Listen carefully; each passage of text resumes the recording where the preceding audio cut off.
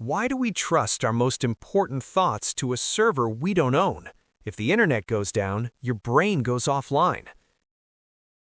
Enter Obsidian. It's not just a note-taking app, it's an IDE for your thoughts. It runs locally on your Linux machine, it's instant, and it's 100% free. The secret? It uses Markdown. These aren't proprietary database files, they are just text files. You can open them in VS Code, Vim, or any terminal. But here is the magic, the graph view.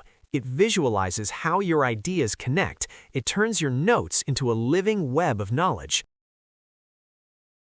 Because we're on Linux, installation is a breeze. And with community plugins, you can turn it into a task manager, a calendar, or a daily journal. And you don't need a subscription to sync it.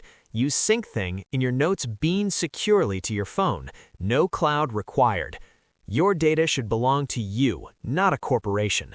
Switch to Obsidian. Build your second brain. Welcome to the Odyssey.